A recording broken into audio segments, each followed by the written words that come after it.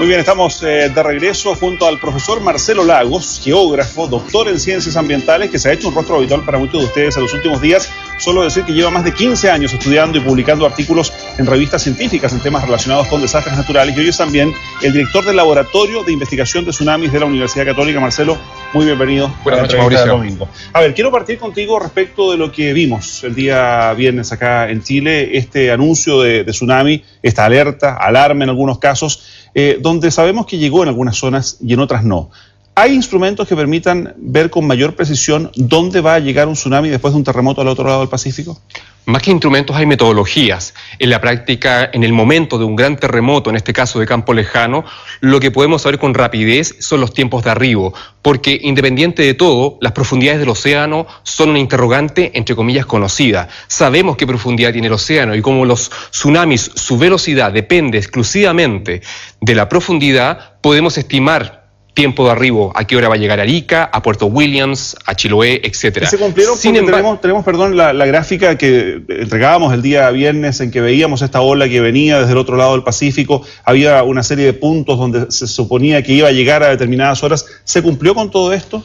¿O es un error hablar de pronto de una hora específica para el arribo de una ola de tsunami? No, es que no existe el concepto de hora específica. En rigor es una estimación de arribo, porque evidentemente como un proceso natural complejo, nunca le van a dar exactamente al clavo del momento de arriba, hay un margen que hay que darse, pero particularmente lo que quería decir respecto al saber, ¿qué podemos saber previamente ante la generación de un tsunami? Podemos saber el tiempo de arribo, pero la altura de ola que vamos a tener específicamente en la costa es un interrogante que no la vamos a solucionar hasta el final. Y eso implica que evidentemente tenemos que concentrarnos claramente en la prevención y en la educación de nuestras comunidades costeras. Particularmente, ¿cómo lo hacen los japoneses? ¿Cómo lo hace la costa oeste de los Estados Unidos para anticiparse a las alturas de ola estimada? Lo que hacen ellos es que ya tienen precomputados escenarios. Por ejemplo, la GMA, que es la Agencia Meteorológica del Japón, que está encargada de la alerta de tsunamis en todo el Japón, tiene más de 100.000 escenarios precomputados, premodelados. Solamente conociendo la magnitud y el foco o hipocentro del sismo o terremoto, rápidamente hace correr un escenario que ya está precomputado y en solo 3 minutos te da una alerta, te da un warning que rápidamente aparece en los televisores, en los monitores de las ciudades japonesas y te dice alerta de tsunami y estas son las alturas de ola esperadas. Por lo tanto, la gente toma la decisión si evacuar o no evacuar a zonas seguras. ¿Cómo reaccionar y no sobrereaccionar? ¿Se sobrereaccionó, por ejemplo, en Chile al evacuar a toda la gente fuera de las zonas costeras? No se sobrereaccionó, porque hay que partir de la base que esto fue un evento de campo lejano. Tuvimos más de 20 horas para manejar la emergencia y, por lo tanto, gradualmente todos los instrumentos en la cuenca del Pacífico estaban monitoreando y chequeando el comportamiento de estas ondas. Sin embargo, ante la incertidumbre, ante las incertezas que implican la complejidad que tienen estos eventos, porque claramente la comunidad vio en general de que el tsunami tuvo alturas importantes en algunos lugares y en otros no.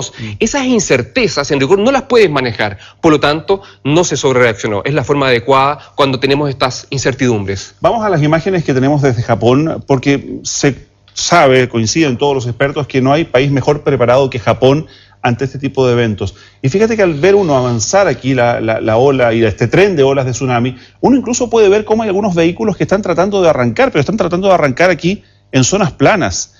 Cuando uno está en este escenario, que podría ser, por ejemplo, el sur de nuestro país, ¿cómo protegerse? ¿Hacia dónde escapar? Pero miren el ambiente, estamos en Japón, esto es orilla de playa y en la práctica son extensiones gigantescas. En Chile usted no encuentra en este tipo de ambiente donde tengamos planicies y planicies y planicies. En Chile tenemos rápidamente una cordillera de la costa y planicies muy puntuales donde están asentados nuestras ciudades. Particularmente este evento es un evento que ocurrió en Japón hace 1000 años. Ellos no estaban esperando este tipo de eventos. Sin embargo, ocurrió y fue gigantesco. Ahora, si observan claramente el comportamiento de la onda destructiva que se ve, esto ocurre en ambientes rurales donde hay baja densidades de habitantes. Sin embargo, las ciudades que si bien hay imágenes destructivas que muestran el impacto de las ondas, son puntuales. En la práctica, todo estaba construido para cierto tipo de escenario, que era un evento de tal magnitud, con tal altura de ola estimada, esperada en la costa, pero nada como lo vivido. Y esta es una alerta, hay que tomar atención. ¿Qué escenario debemos elegir para prepararnos ante el futuro tsunami? En la práctica, la naturaleza y la Tierra nos ha enseñado que las probabilidades en rigor no rigen todo. En la práctica, cada día la Tierra nos dice, ojo, aquí mando yo.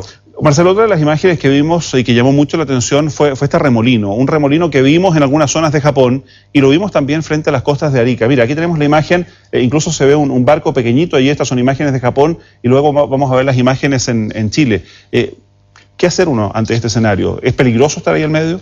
Bueno, es peligroso siempre estar en el agua si hay un tsunami en curso. La gente ya sabe que los tsunamis son procesos complejos, espaciales y temporales. Esto lo originan particularmente las velocidades de las corrientes, que son excepcionales comparativamente con las velocidades de los flujos en el mar normal, en la orilla de playa. En la práctica, los tsunamis alcanzan velocidades de metros por segundo que con facilidad en zonas confinadas pueden alcanzar velocidades superiores a los 5 o 10 metros por segundo, que son altamente excepcionales y rápidas, y claramente cuando estas masas de agua confluyen con las masas de agua que originalmente estaban en la bahía, se empiezan a armar estos tipos de vórtices, remolinos que hemos visto y que se vieron en el 2010 en las costas de Chile. No es excepcional lo que está pasando hoy día en Arica, lo que vimos en Japón y lo que vimos el 27 de febrero, por ejemplo, en las costas de Concón. Otro tema que entiendo que es de análisis también entre los expertos es la señalética anti-tsunamis. Tenemos algunas señales acá de cómo se advierte a la gente, y entiendo que el símbolo que vamos a ver es el símbolo internacional, esta ola, ¿no?, que entiendo que es la ola de viento, que según escuchaba no sería tal vez la señal más efectiva, porque hemos aprendido con todo esto que esta es una masa de mar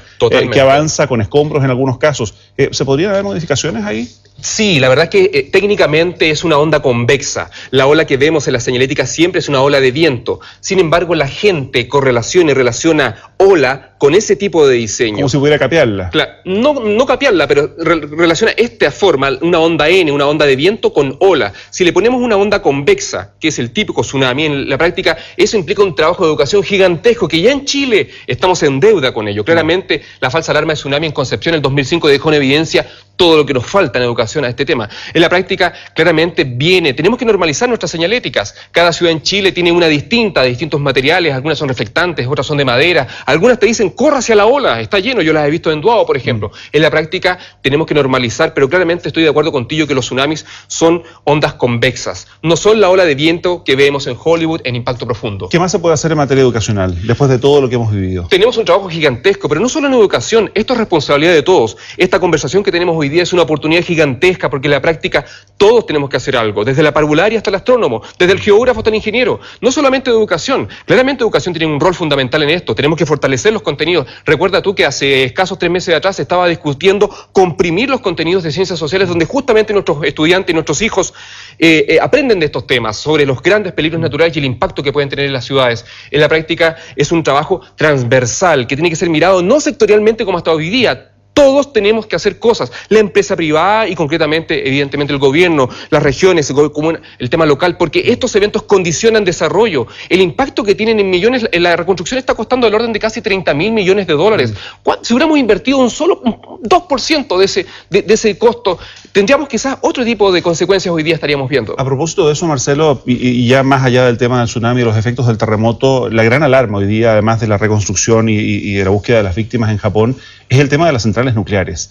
A la luz de la experiencia y de lo que ha ocurrido en Japón, estamos próximos a iniciar y a reiniciar el debate respecto de la construcción de centrales nucleares en Chile.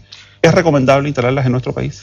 Yo creo que no estamos listos. ¿Por qué? Mientras no tengamos, primero que nada, solucionado ciudades resistentes a tsunamis, mientras no tengamos normas estrictas y códigos de construcción para tener ciudades resistentes al impacto de estas ondas, mientras nuestros puertos sean vulnerables al impacto, ya lo vimos lo que pasó en Talcahuano, mientras no solucionemos todos esos temas pendientes que son del diario vivir, recién después podemos pensar en la localización de plantas nucleares en la costa, que es un debate que es mucho más complejo. Primero que nada, tenemos que ocuparnos de tener comunidades costeras resilientes a la amenaza permanente de tsunami. Lo estamos viendo hoy día, un tsunami de campo lejano, lo vimos el año pasado, un tsunami de campo cercano, y una historia de grandes terremotos y tsunamis que han barrido con nuestra historia desde que habitamos las costas de Chile. Marcelo, por último, anticipo la respuesta, pero he recibido un montón de mensajes que no solo te saludan y te felicitan, sino que también preguntan por la vinculación que esto pudiera tener con un próximo eventual terremoto en el norte de Chile.